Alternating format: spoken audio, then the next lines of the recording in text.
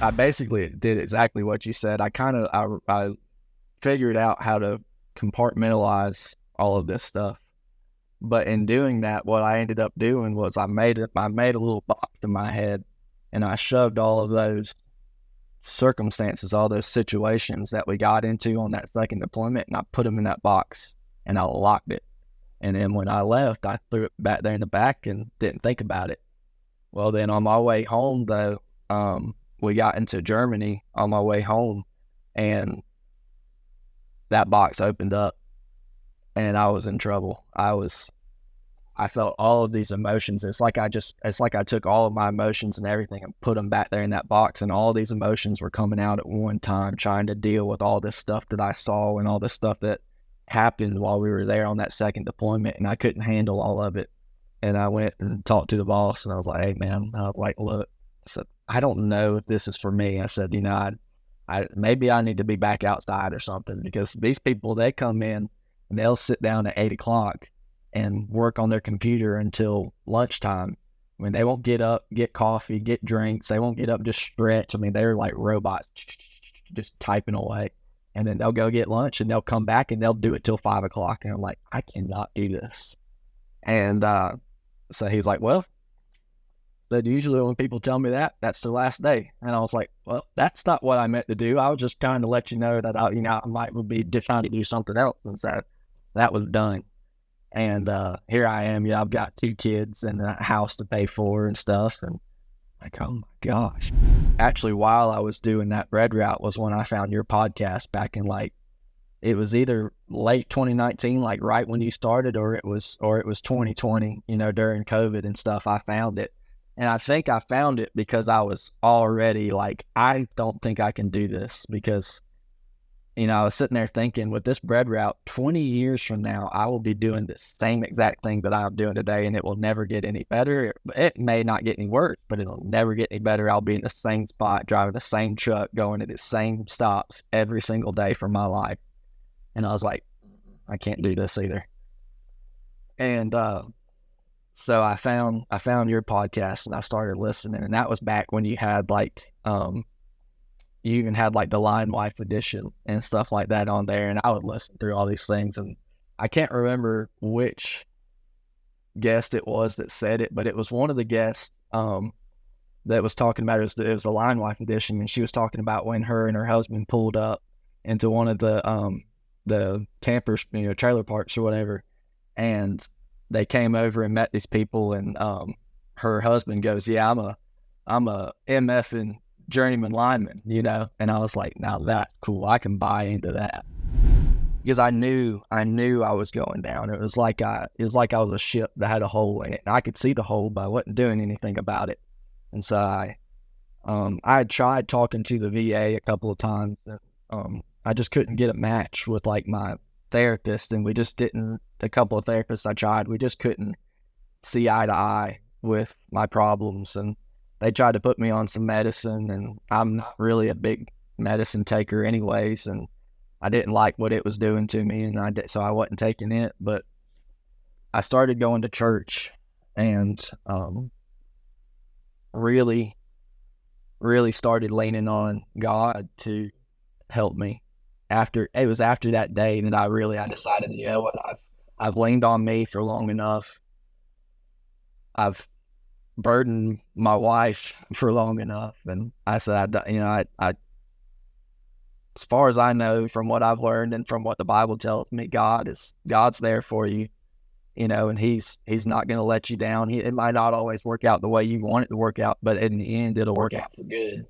And so I leaned heavily into God and started praying and reading my Bible and just really kind of running after Him to help me get out of this situation, both mentally and even with my job, and trying to get into something new. And that seemed to really help me. They called me and said that it was between me and one other guy, but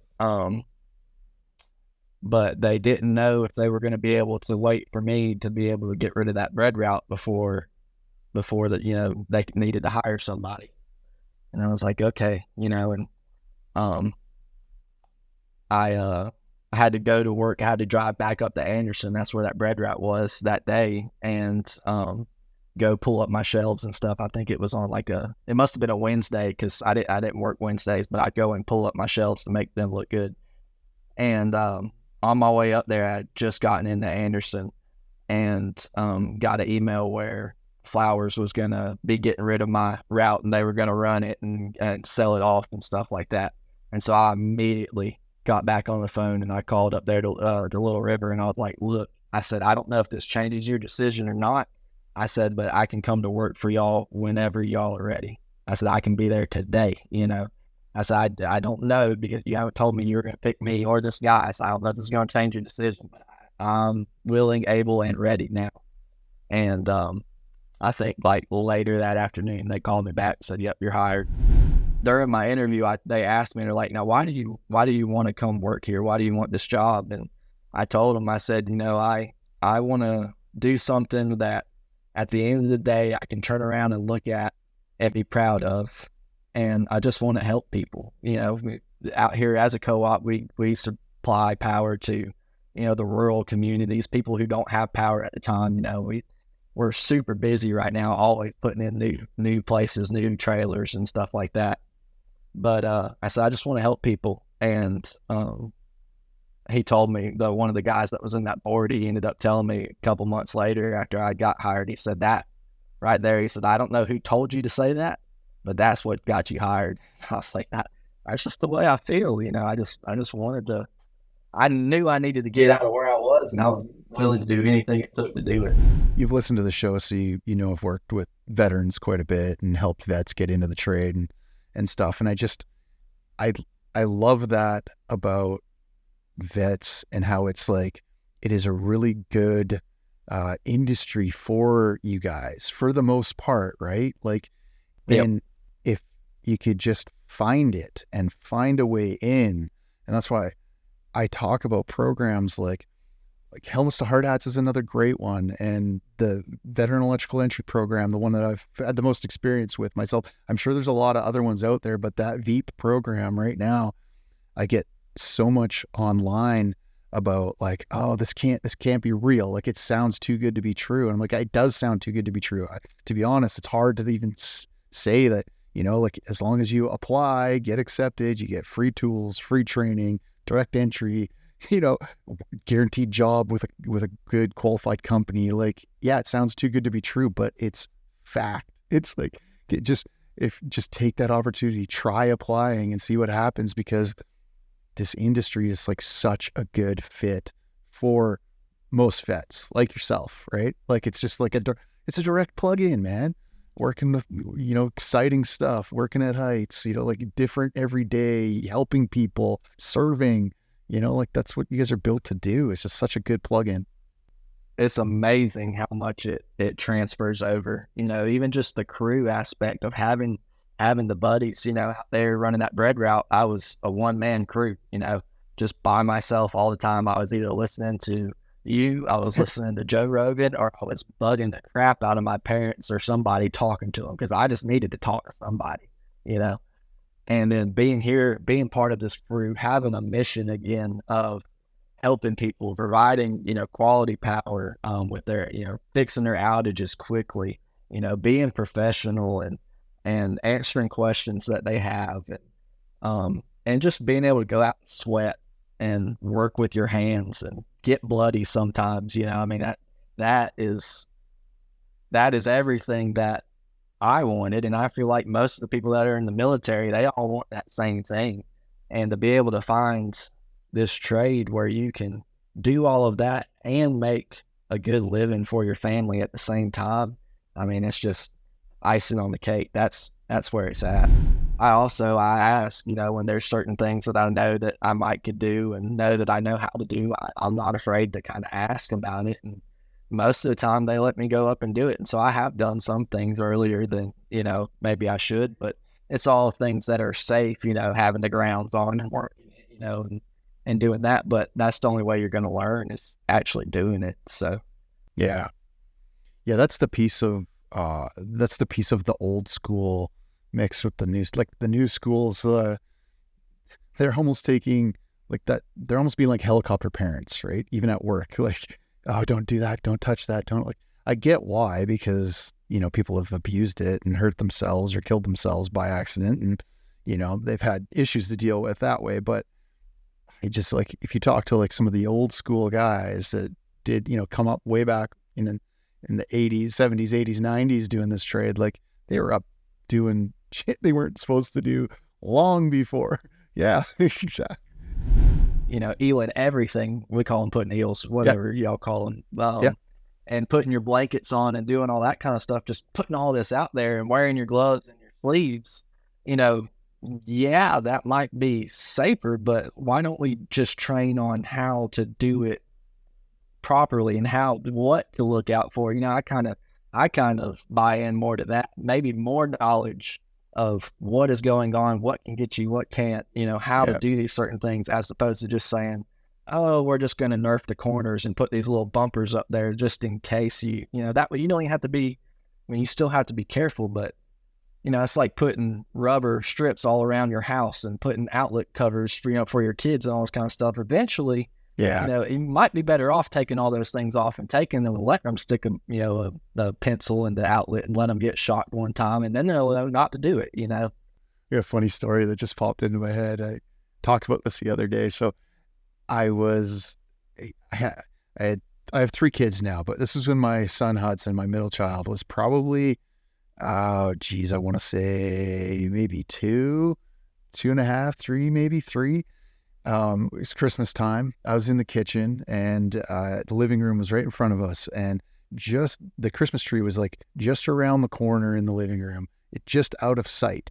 So I'm making some stuff in the kitchen, and Hudson was in the living room just playing. He's okay. He's just playing around the Christmas tree.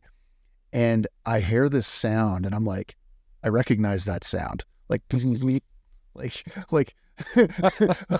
wah, kind of like this electrical noise. And I'm like, just like ear perked up. I'm just like, I know that sound. What is it? So I ran into the living room, and there's this big black streak up the wall. And we'd had this Christmas ornament on the Christmas tree that was, I don't know why we had it, but it was a frying pan, like a small little toy metal frying pan, a little tiny thing with a plastic handle.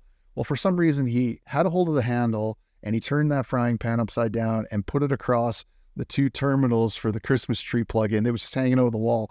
So, face and neutral right there in the living room. And just like burnt the side of the wall. He was fine because he's hanging onto the plastic handle, nothing.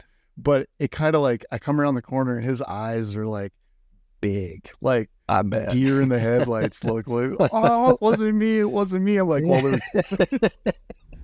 this thing I learned from bear hand training that it's one of the aspects of bear hand training that I absolutely love was you lay your job out step by step in bear hand training. Like, and when you're doing bare hand work, it's literally step 1 is this, and you could have 80 steps on there, and anybody could come onto the job site, and you could hand them that piece of paper with the job steps on it. They could start reading, and then they could look up and go, oh, you're at step 14. Okay, I see. Like anybody, it needs to be that simple. And then if you change any step in that procedure, everybody stops. You talk about the change. You discuss why is it better, why do you need to do it, and you all agree on what the next step forward are. You write it in there and you sign off on it. Okay, that's the extreme version, but even let's simplify that down to a distribution crew. We need to stop more, just pause, not just the 2 guys up in the bucket, but just bring the bucket to the ground, get the ground crew, get everybody there. Hey guys, we're making this change really quick. This isn't going to work out. We need to do this instead. You guys cool with that? You got any suggestions? No? Okay, everyone's cool. It's a verbal sign off. Everyone goes back to work. Because now the guys on the ground are looking up going, okay, I know what they're doing up there now. I know how to watch out for them. I know what the next step is, instead of just the guys in the air making the decision. And now the guys on the ground are like, I don't know what the hell they're doing up there. I'm going to stop watching, right? And then that's how you get into trouble, or it could get into trouble. So I don't know. I really like that aspect of bear hand school. And I think simple things like that could be applied to everyday distribution jobs to make it safer. My first like year of the military, they just kind of teach you how to learn. They don't teach you anything except for how to learn. And it's like the attention to detail. It's the, making sure things are done right, perfect. That TI I used to have, he would say, perfection is the goal, but excellence will do. And, just kind of thinking in those terms. And so, when I first got here, I was watching everybody. I was watching everything they did. I was finding out who did stuff and who took pride in their work and who just did stuff just to get it up there, which one looked better, how I liked the way it looked, and just watching all of that. And so like one of the storms we had, I'd been here like a month, and I ran up a pole, climbed up a pole. Very first time I'd ever crossed over a transformer on a pole and pulled up the neutral. And with the hot hoist and everything off my hooks, I climbed like 2 or 3 poles before then, but I just climbed up it. And he was like, "You know how to do this?" And I was like, "Well, I've seen it done." I said, "If I have any questions, you can probably talk me through it." And so I went up there and did it, and got it done. But I think stuff like that. And then while I was in too, I became an instructor, LoadMaster, and I've heard you talk about some of this stuff a little bit here recently about like teaching and like the adult teaching. You talked to that guy a couple of weeks ago about that, and that's what my instructor school was. I was shocked kind of when I got there. I thought when I got there they were going to open up this like whole new checkbook and show me all these cool things to do and stuff. No, instructor school was all about how to teach people and the different people that you would get. So like the instructors would come in, they would give you the subject, or they would say, "All right, this is what you're going to be teaching the student at the time." And they would give it to us the night before. We'd kind of get together what we wanted to say and how we wanted to teach it. And they'd come in, and you never knew what kind of student they were going to be. They might be a good student and just go right along and be good to go. And then they might be one that doesn't want to do anything. And then they might be one that wants to do everything but's dumb, and so they teach you how to interact, how to guide and refocus all of these different types of people. And that was what instructor school was. I learned nothing new about the plane that I didn't already know. I just learned how to teach people. I love that about craft, like taking responsibility for being a craftsman. And lots of people don't think of the line trade like that. They think, because you're not like making swords or, forging something absolutely beautiful. It's beautiful to us that take pride in line work, but really power lines are freaking ugly to everyone else in the world. But, when you look back at the end of the day, you turn around and you go like, "Hey, I built that and it's beautiful."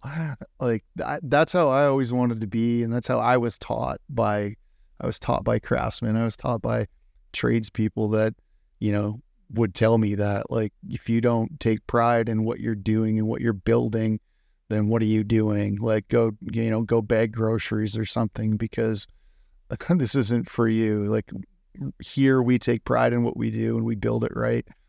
But yeah, like you said, you always still run into those guys who can make it work.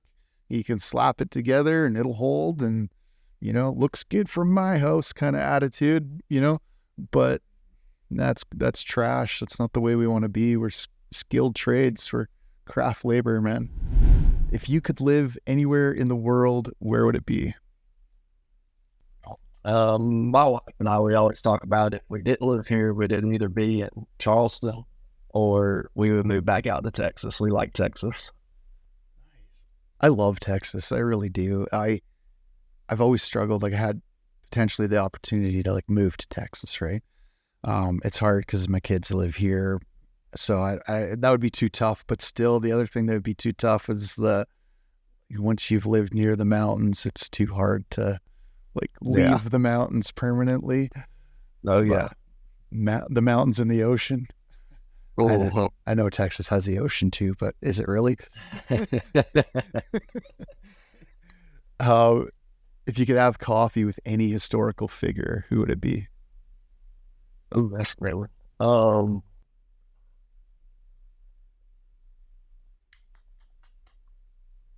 I don't know off the top of my head. I think there's this guy. I think he'd be pretty neat to talk to. There's a guy named John Lutmerton, and he, if I remember correctly, he was like the only LoadMaster to ever win the Medal of Honor. Oh, dang! And I think they were shooting a cannon out of there, or they had flares or something. Something happened, and this flare went off. This high intensity, like burning flare went off inside of the plane, and he jumped on it and like tried to put it out and like moved over and threw it out of the door to get it out and saved the plane and saved his crew and stuff like that. But he ended up winning the Medal of Honor. I think he'd be a pretty interesting guy to No kidding. Yeah. Dang. That's dope. That's a good one.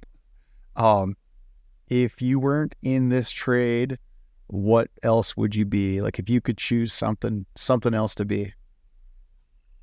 Well, I've been seeing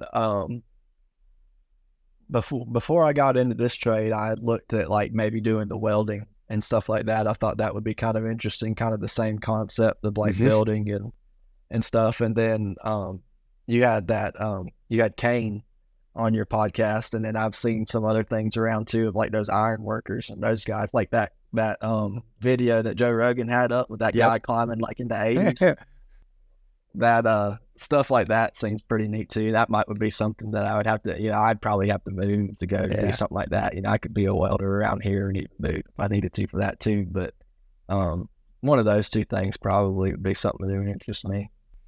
I've always thought that iconic photo of those iron workers in New York sitting on that beam, like that's crazy. Yeah, that's crazy. But is it that crazy? Like, coming like from our mental mindset, I could totally see myself and pretty much everybody I know being those guys. You get used to it, and that's something like I didn't highlight it, I didn't say earlier, but when in our plane, I could go out, because they have ramping doors on it, I could go out and sit on the back, with like my feet dangling off or feet right there at the edge, flying at like 10,000 foot, Yeah.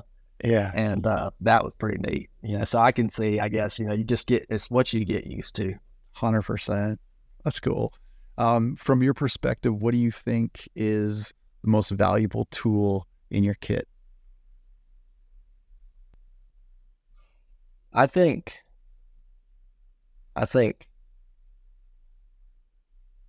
our brain and learning from the older generation, learning the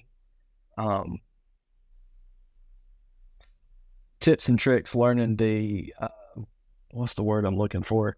The way that they figured out how to do it better, basically. Just like you hear it said all the time, when you're young, and you're getting something out of the back of a pickup truck, you jump off, when you're done. As you get a little bit older, you start looking how to climb down, you start looking how to do these certain things. And, all that stuff is coming from experience. And I know most young people aren't going to listen. They're going to jump out the back of the pickup truck, they're going to come down the poles way too fast or whatever. But if we could kind of just learn from the older people and just, maybe sometimes they have easier ways to get things done. They figured out a better technique is what I'm looking for to get certain things done. I think that would be invaluable, because eventually if we don't listen and we don't remember, it'll be gone. 100%. I love that. That's good. All right. One more. Best advice you've received so far? I think honestly this one will be more like biblical for me, and it's trying to live a life that honors Christ, and by doing that, if I strive to be more like him, I will be better for everybody else at the same time. By a byproduct of being more like him, I will be a better human. I'll be a better dad. I'll be a better worker. I'll be a better husband, a better father, a better son. And I think that's something that that Christ and the Bible is what I try to lead my life after. All right, guys, I hope you guys got some value out of that episode. I know I did. I'm super moved by stories like that, especially when they involve something that you do. It so many times, like I said in that episode, so many times in my journey through this podcast, I've wanted to put the microphone down or question myself, why am I continuing with this? Why am I doing this? All that sort of stuff that's natural to creatives. But when you hear something like that, like Noah's story, and how you had an impact in their life in that way, in a positive way, it really keeps you motivated to keep going. So if you could do me a favor and smash that subscribe button, hit that like button, all that good YouTuber stuff, it makes a big difference. If you could make sure you're subscribed or following on whatever platform you're listening to or watching this on, it's greatly appreciated. Drop a comment if you feel so free to do so as well. All right, guys, take care. Peace.